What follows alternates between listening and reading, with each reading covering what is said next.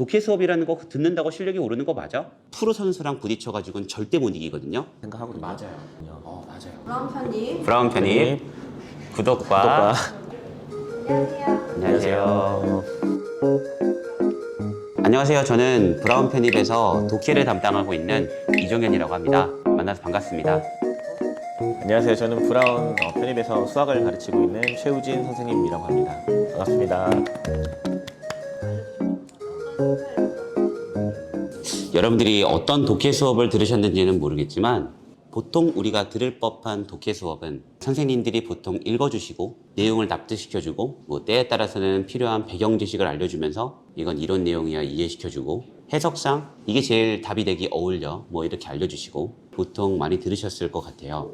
제가 그런 수업을 되게 싫어했던 학생이었거든요. 제가 얻는 게 별로 없더라고요. 그럼 이제 저는 어떤 수업을 하는 선생님이냐?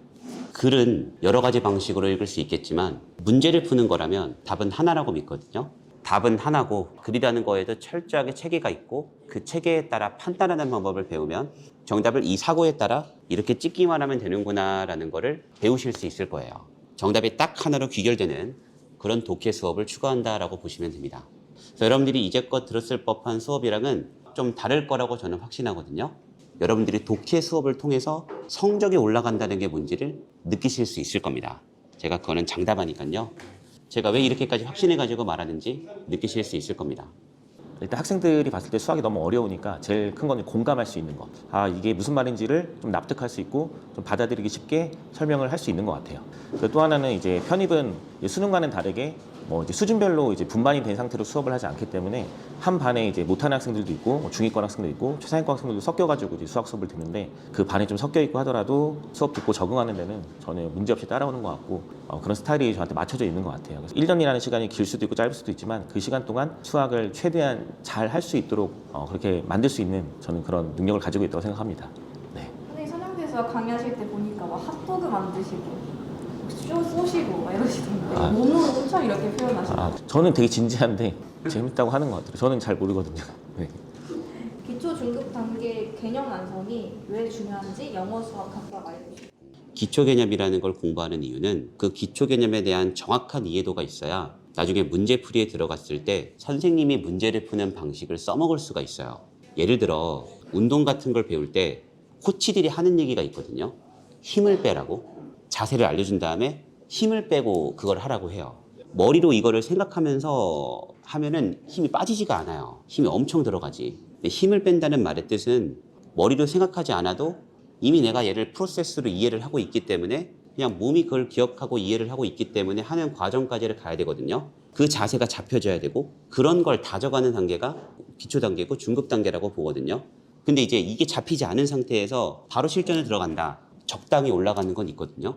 프로 선수랑 부딪혀가지고는 절대 못 이기거든요.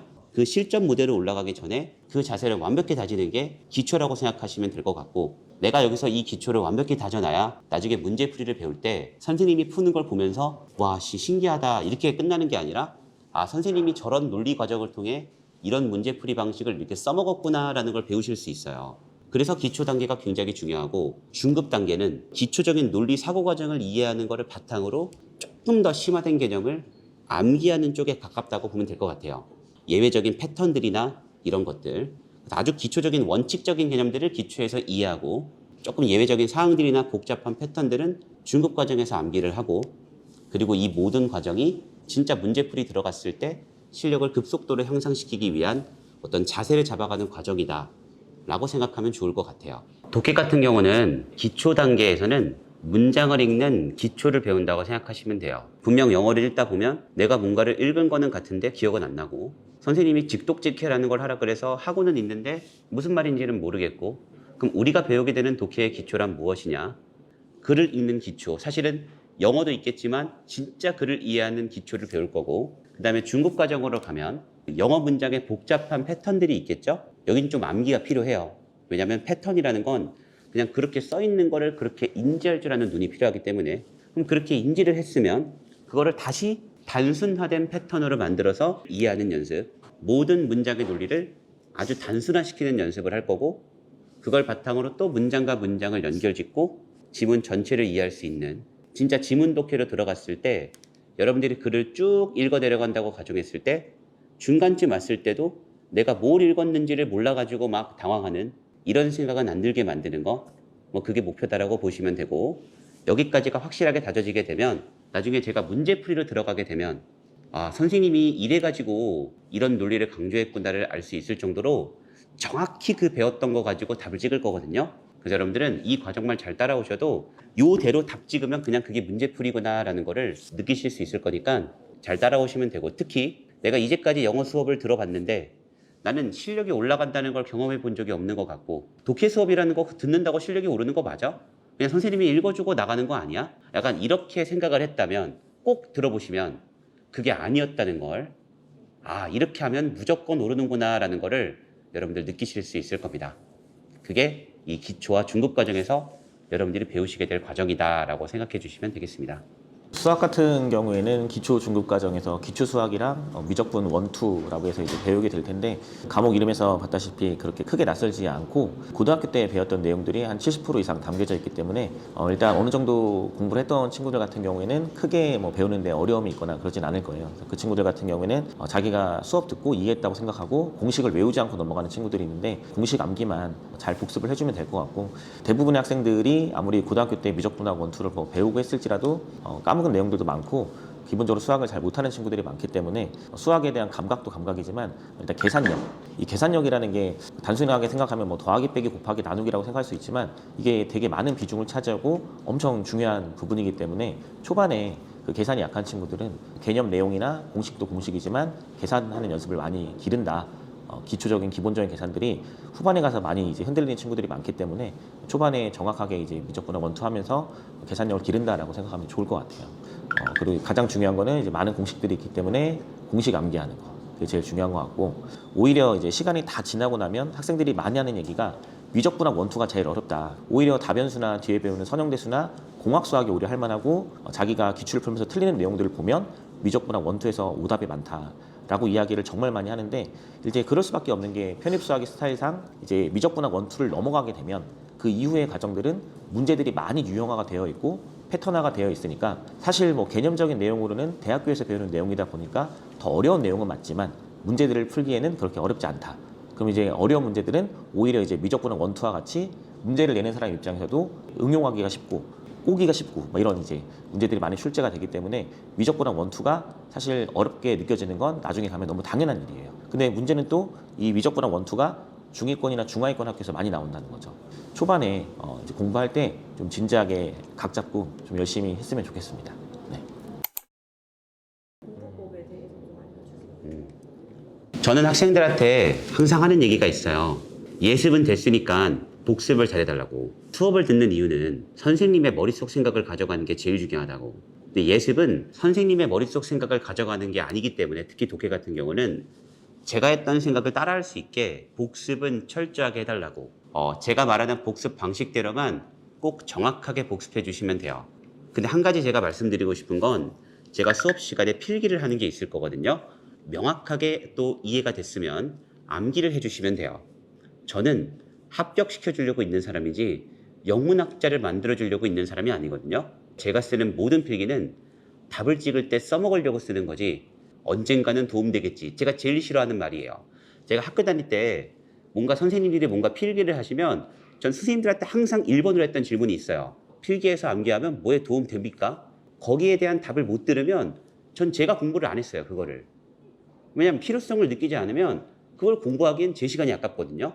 제가 쓰는 모든 필기는 답을 찍을 때 써먹으려고 하는 필기니까 꼭 그렇게 생각하고 암기만 잘해주시면 되고, 나머지 제가 복습법에 대해 자세히 말할 거니까 그거만 잘 따라와 주시면 되겠고, 단어를 몰라도 어느 정도까지의 독해를 전 할 수 있게 만들 거거든요. 단어를 몰라가지고 독해를 못한다, 이건 절대 그렇지 않아요. 적당한 수준의 단어를 알아야 답을 찍을 수 있기 때문에 여러분들이 또 남은 시간 정도는 단어 암기에 시간을 쓰는 것도 필요할 것 같아요. 그럼 본인의 단어 수를 잘 판단해서 매일 일정 시간의 단어를 투자하는 거는 꼭 신경 써주시고, 그 다음에 제가 수업 시간에 말하는 것들 복습 방법대로 그대로 꼭 복습해 주시면 되고, 기초과정과 중급과정에서 제가 말씀드리는 것들은 기본적으로 한 5회독에서 6회독 정도는 복습하고 암기한다, 이렇게 생각해 주시면 되겠습니다. 가장 중요한 거는 일단 인강을 보는 친구들은 밀리지 않기. 그리고 끝까지 완주하기가 제일 중요한 것 같아요. 현장 기준으로 이제 이 수업 자체가 주 3회 이루어져 있고 50분 수업하고 10분 쉬는 식으로 이제 진행이 되다 보니까 아마 여러분들이 인강을 보다 보면은 3강씩 뭐 선생님 옷이 바뀐다든지 뭐 그렇게 전환이 될 거예요. 그러니까 여러분들도 인강이라고 해서 무조건 빨리 듣고 이렇게 하지 말고 그냥 그런 현장 진도에 맞춰서 일주일에 주 3일 정도 뭐 월, 뭐 수, 금 이런 식으로 정해놓고 하루에 3강씩 듣는다. 그리고 이제 다시 수업 다음 거 듣기 전에는 그 전에 들었던 3강을 자기가 뭐 요약해 놓은 걸 한번 보고 그 다음 3강을 또 이어서 듣는다. 이런 식으로 해서 한 과목을 완주한다는 걸 목표로 하고 그런 식으로 해서 한 과목씩 넘어가야지 너무 처음부터 막 인강 듣는다고 해서 빠르게 남들보다 많이 그렇게 들어야겠다라고 생각하면 이제 뭐 이해도 더 안 되고 더 힘들어지니까 무엇보다 복수 열심히 하고 그러면 될 것 같습니다. 네. 교재 어떻게 활용하는지 많이 물어본다는데 이론서다 보니까 일단 개념 설명이 주로 나와 있긴 한데 그래도 교재 뒤에도 그렇고 문제의 양이 많기 때문에 아마 영상에서도 한 단원 끝날 때마다 어떻게 숙제를 하라고 이제 내줄 테니까 그걸 하면 되고 초반엔 양이 많지 않기 때문에 또 수학하는 이과 친구들 같은 경우에는 문제를 많이 풀어보고 싶어 하는데 뭐 이제 학생 실력에 따라 다르겠지만 문제를 많이 풀어보고 싶다면 차라리 그냥 교재에 있는 문제들을 더 풀어보는 게 좋을 것 같아요. 그래서 그 문제마다 오른쪽 위에 보면 상단에 그 네모 박스가 5개 쳐져 있어요. 그래서 이제 부위 표시하면서 적당히 자기들이 알아보고 표시하면서 한 5번 정도 풀면 좋지 않을까 생각합니다. 같은 문제를 5번 푸는 거예요? 그렇죠. 근데 시간의 간격을 두고 푸는 게 좋은데 꼭 오해독을 또 해야 되는 건 아니에요. 너무 이제 양이 많다 보니까. 근데 이제 뭐 그렇게 체크하면서 할 친구들을 위해서 그런 칸을 만들어 놨으니까 교재를 잘 활용하면 좋을 것 같아요. 근데 저 갑자기 궁금한 게 생겼어요. 수학 선생님들한테 질문할 때 어떻게 푸는지를 보지 말고 어떻게 시작하는지를 보라고. 선생님 근데 왜 그렇게 시작했어요를 꼭 질문하라고. 제가 조언하는 게 잘못된 조언일까 봐. 저희는 어차피 이제 강사니까 이제 문제를 결국 잘 풀어야 되잖아요. 개념 설명을 영어든 수학이든 하고 나면 이 개념 하나를 가지고 어떤 유형을 쭉 풀 수 있어야 돼요. 맞아요. 그러니까 이 문제는 저렇게 풀고 이것도 이렇게 생각해야 되고 맞아요. 이것도 뭐 어떤 생각이 들어와야 되고 이러면은 그러면 어려워지죠. 그러면 이제 받아낸 사람에서 너무 어렵거든요. 항상 수업 끝나고 하는 얘기가 들으면 다 알 것 같아요. 이렇게 얘기를 하는데 맞아요. 들어서 모를 것 같아서 바로 옮겨라. 애들이 이제 보통 수학 문제 풀다가 해설지를 보면 해설지 첫 줄에 뭐 이제 이 점을 x, y라 두자 이렇게 나와요. 그럼 그거를 그렇구나 하고 이제 넘어가는데 그걸 왜 x, y로 둬야 되는지를 저는 알아야 된다고 생각하거든요. 맞아요. 그걸 알아야 자기가 그걸 스스로 할 거잖아요. 맞아요. 그래서 저는 그걸 왜 놔야 되는지 설명을 해주거든요. 맞아요. 근데 그게 되게 중요하다고 생각해요. 제가 그 얘기를 하는 거예요. 네. 왜냐하면 그 한 줄을 걔가 알려주면 제가 공부하는 게 없다고 느껴가지고 어떻게 시작했는지에 대해서 납득을 못했기 때문에 그 친구는 다음번에 다른 문제도 절대 그렇게 못 풀어요. 그러니까 앞에서 우리가 그럴싸하게 얘기해주고 하니까 너네가 이해하는 거지 어차피 돌아가서 문제 풀면 안 풀릴 거다. 선생님이 이렇게 뒀으면 왜? 선생님 왜 그렇게 뒀어요? 약간 맨날 이걸 질문하라고. 그리고 그걸 알려주면 선생님 더 알려주지 말라고. 그 다음부터는 내가 해보겠다고 말하라고. 그렇게 해야 네 실력이 는다고. 보통 저는 이러거든요. 다행이네. 그래서 제가 잘하고 있었네요. 마지막으로 이제 인강으로 편입을 준비하는 학생들에게 한마디씩. 첫 시간에 절 만난 친구들한테 꼭 해주는 얘기가 있거든요. 우리가 열심히 공부를 하려고 할 때 반드시 인정해야 되는 것 중 하나인데 노력해도 안 될 수도 있다는 거예요. 노력은 절대로 결과를 담보해주지 않거든요. 사실 우리가 인생의 많은 순간에 노력하기가 힘든 이유가 뭐냐면 해도 안 될 것 같다는 생각 때문이거든요. 고등학교 3학년 때 교실을 한번 생각해 보세요. 이 고3 한 9월달, 10월달쯤이 되면 학생들이 공부를 아주 열심히 해야 될 것 같죠? 수능이 한 달 남았으니까. 근데 생각보다 고3 교실은 그렇게 공부를 열심히 하지 않거든요. 어차피 끝났다고 생각을 하거든요. 여러분, 편입을 준비하러 오는 많은 수험생들이 다 성인이고 공부를 열심히 해야 된다는 걸 누가 모를까요? 그럼에도 불구하고 정말 내가 할 수 있는 모든 걸 걸면서 공부하는 친구가 그리 많지 않거든요. 그 이유가 뭘 것 같으세요? 갑자기 공부하기 싫어서? 그건 아니겠죠. 왜냐하면 비싼 돈 내고 학원도 다니고 하는데 보통 있죠. 결과치에 대한 불확신 때문에 그래요. 즉 나는 하면 될 사람이야 라는 그 믿음은요. 안 될 것 같다는 생각이 드는 순간 하기 싫어지게 되거든요. 사실 있죠. 우리의 도전이라는 건 기본값이 실패일 수 있다는 걸 알아야 돼요. 하지만 내가 뭔가 살면서 책임을 질 수 있는 게 노력밖에 없기 때문에 내 선택에 책임을 지기 위해서라도 저는 노력은 해야 된다고 봐요.